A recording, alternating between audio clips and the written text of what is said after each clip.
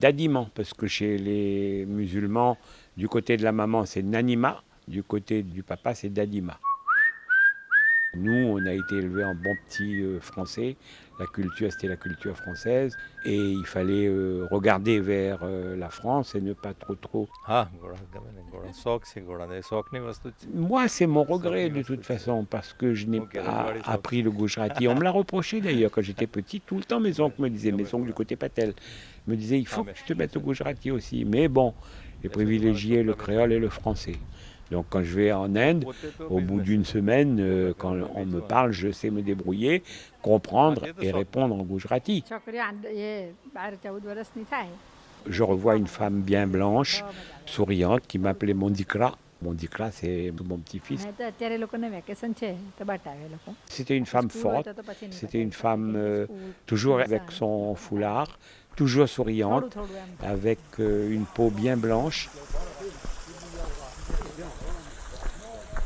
D'elle, j'ai le souvenir de déplacements à Sillaos pour aller la voir, parce qu'elle allait souvent en vacances à Sillaos à l'époque. On allait prendre des bains où il y avait les chaises à porteurs, avec elle dans une chaise à porteurs, avec ses lunettes, etc. C'était une très très belle femme. Nous avions une relation agréable, mais par la force des choses, pas très très suivie, parce que je n'étais pas là. Nous, on habitait Saint-Louis, et moi, j'ai été venu à Saint-Denis de 55 à 62. Donc j'allais voir ma grand-mère Saint-Pierroise, plutôt pendant les vacances. Quand j'étais là-bas pendant les vacances, on y allait souvent le week-end avec mes parents pour déjeuner ou pour dîner. Mais je n'ai jamais passé des vacances chez ma grand-mère paternelle. J'ai jamais passé 3, 4, 5 jours là-bas, non. Mais j'ai souvent été là-bas parce que on y allait avec mes parents, quoi. Voilà. D'elle, j'ai le souvenir d'un jour, je m'étais foulé le pied et j'arrivais plus à marcher. Je devais avoir quoi, peut-être 6 ans, 7 ans, mais en tout cas pas plus que ça. Je me souviens, je la vois faire le médecin avec des graines de fenugrec, de la moutarde, de l'huile, de l'œuf, écraser, mélanger tout cela et attacher ça autour de ma cheville avec une bande de tissu. Et puis le lendemain, je n'avais plus mal. L'après-demain, je marchais. Voilà. Donc elle connaissait, elle avait dû ramener ça du Gujarat, parce qu'elle était originaire du Gujarat.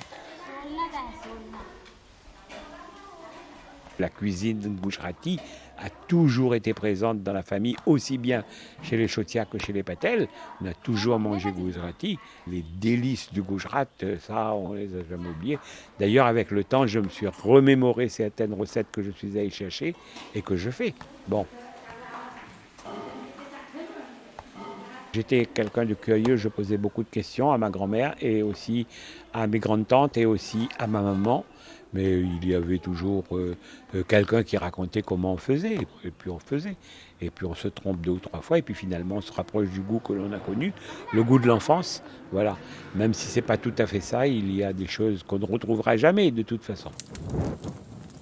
Je me souviens d'un incendie très très important à Saint-Pierre, avec 2 librairies qui avaient été brûlées, plus le commerce de mon oncle et de ma tante, au coin de la place, la maison Patel.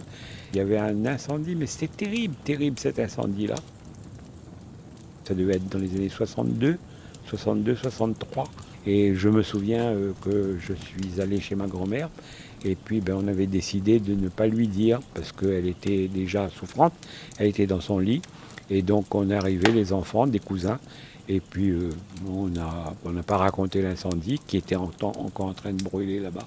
Et puis elle a dit, mais il y a quelque chose de bizarre, ça sent la fumée, ça sent bizarre, tout ça. C'est moi qui ai dit, non, il doit être en train de brûler l'affaire dehors, tout ça, bon. Et le lendemain, quand elle avait su tout ça, elle m'a appelé, elle m'a dit, hein, tu m'as pas dit qu'il y avait l'incendie, hein, de toute façon. C'est bien et en même temps c'est pas bien. Donc voilà, donc ça c'est un petit souvenir qui reste également, des choses comme ça. une relation faite d'amour, de tendresse. Voilà.